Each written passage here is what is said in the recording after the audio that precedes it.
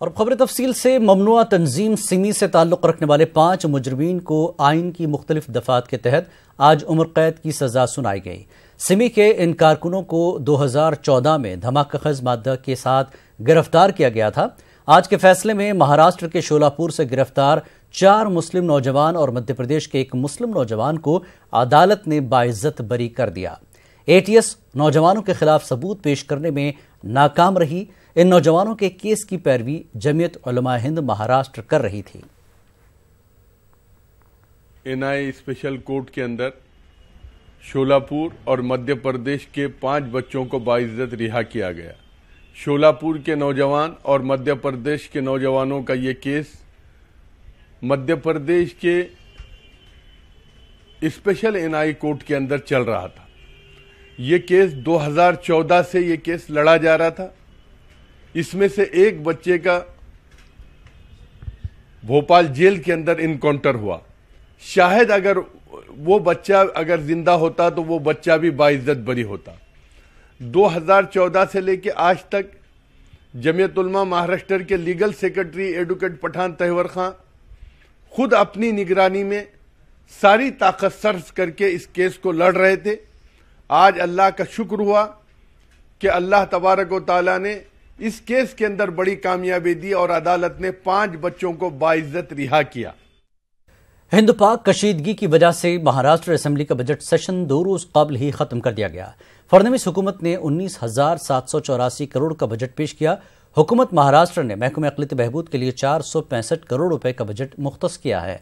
गुज़श्ता साल के मुकाबले बजट में तो इजाफा हुआ है, लेकिन गुज़श्ता साल के अक़लियती बजट की 30% रकम ही अभी तक खर्च हो पाई। बजट को चुनावी बजट बताते हुए मुस्लिम अराकीन असेंबली ने शिवसेना और बीजेपी हुकूमत पर सख्त तनकीद की। वहीं बीजेपी बजट का दिफा कर रही है।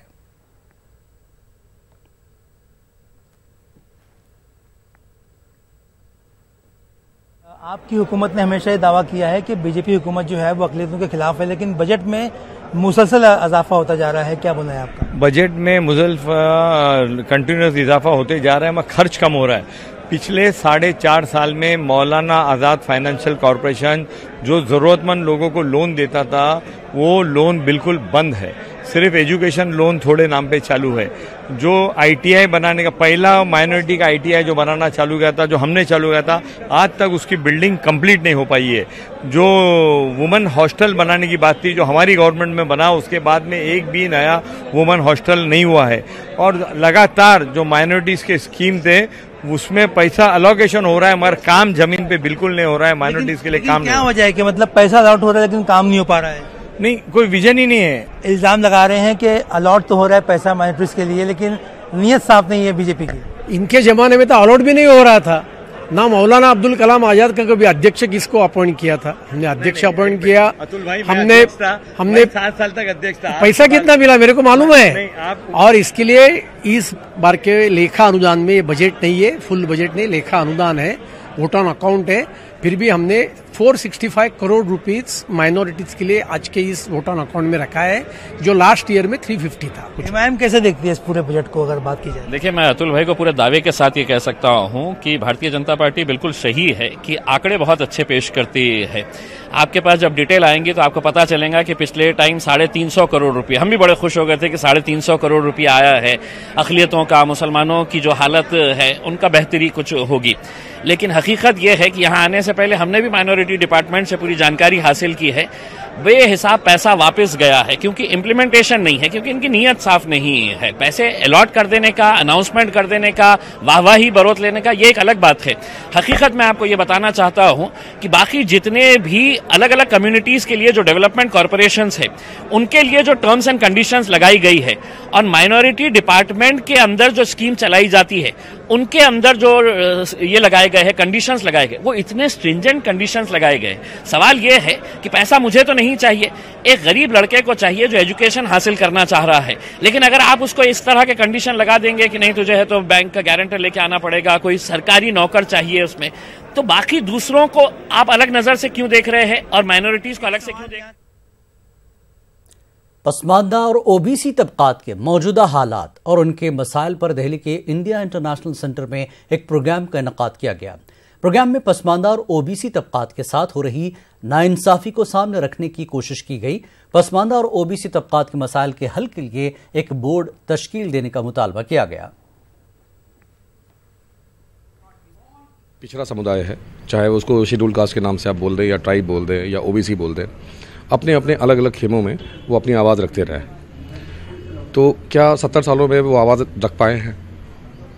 और जब सब एक सच्चाई जानते हैं कि इस मुल्क में मज़हब जो है एक फसाड है, लेकिन जाति जो है एक सच्चाई है, तो जो ये सारे के सारे पिछड़ी जाति के लोग हैं, उनके सबके जब मुद्दे ही एक जैसे हैं, तो आपस में उनका सहयोग होना, आपस में उनका एकीकरण होना तो राष्ट्र हित में ही है, राष्ट्र निर्माण की तरफ एक कदम है।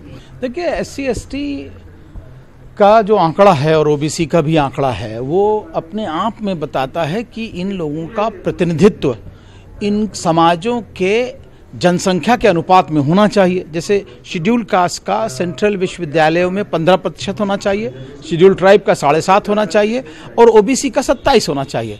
तो अगर हम रिप्रेजेंटेशन देख रहे हैं तो उसके अंदर आपको 3%, 2% रिजर्वेशन मिला हुआ है। तो इसका मतलब कि कहीं भी वाइस चांसलर अगर देखें सेंट्रल यूनिवर्सिटी की करीब 43 विश्वविद्यालय हैं, उसमें एक भी SC जो है वाइस चांसलर नहीं है, ना ST वाइस चांसलर है, ना OBC वाइस चांसलर है। तो ये किस तरह का प्रतिनिधित्व? गुलबर्ग सोसाइटी कत्लेआम की आज बरसी है। गुजरात 2002 फसादात के दौरान अहमदाबाद के मिगानी नगर इलाके में मौजूद गुलबर्ग सोसाइटी में शरपसंदों ने कांग्रेस लीडर एहसान जाफरी समेत 69 लोगों को जिंदा जला दिया था। आज पूरी गुलबर्ग सोसाइटी वीरान नजर आ रही है। फरकावाराना फसादात की बरसी के मौके पर माजी में सोसाइटी में रहने वाले लोग जमा हुए और फसादात में मरने वाले अफराद के लिए ईसाल सवाब के लिए कुरान ख्वानी का एहतमाम किया।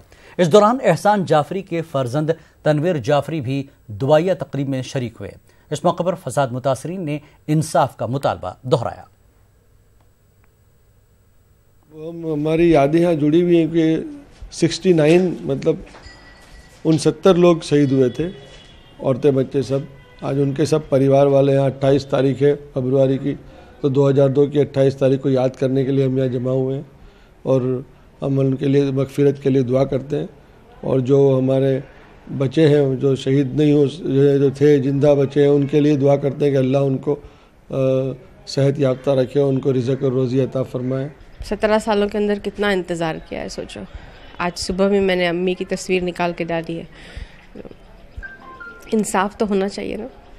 आप देखो कैसे दिख रहे हैं, आपको खंडर दिख रहे हैं। और अभी आपने रूपा बहन से बात की, एक माँ है, अभी तक इंतज़ार कर रही है।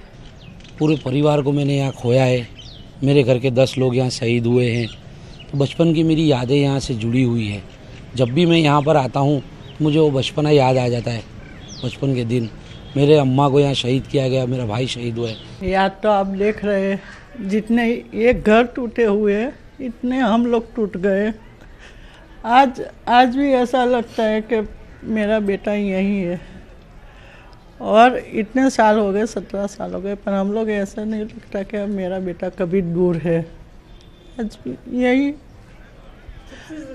जरा हम लोग बहुत मिस कर रहे। एक हमारा परिवार था। मणिपुर के इम्फाल में NCPUL के बैनर तले काबा MDTP उर्दू और अरबी सेंटरों के सेंटर इंचार्ज और गैर सरकारी तंजीमों, स्कूलों, मदारिस और मुख्तलिफ इदारों का एक इजलास मुनक्किद किया गया। प्रोग्राम होटल इम्फाल में मुनक्किद किया गया था। प्रोग्राम में मणिपुर की गवर्नर नजमा अब्दुल्ला मेहमान खुसूसी की हैसियत से शरीक थीं। प्रोग्राम में NCPUL के डायरेक्टर शेख अकील अहमद भी शरीक हुए।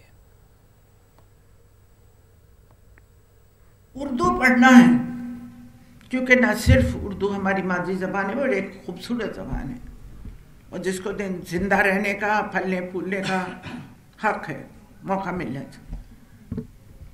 आप हर स्कूल में तीनों चारों ज़बानें पढ़ाइए।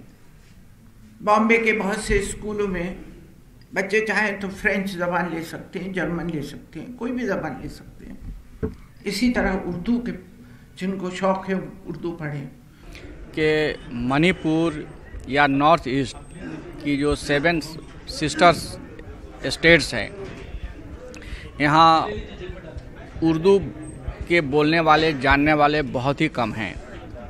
और उर्दू के फ़रोग़ के लिए सरकार जो हमें पैसे देती है, सरकार मुझसे ये कहती है कि उसका 10% खर्च हम नॉर्थ ईस्ट में करें, लेकिन नॉर्थ ईस्ट में चूँकि उर्दू बहुत ही कम बोली जाती है, स्कूलों में बहुत कम पढ़ाई जाती है, तो यहाँ लोगों को हम बेदार करने के लिए आए हैं। मणिपुर के लोगों को ये बताने आए हैं कि उर्दू ज़बान को फ़रोग़ देने के लिए वो कोशिश करें।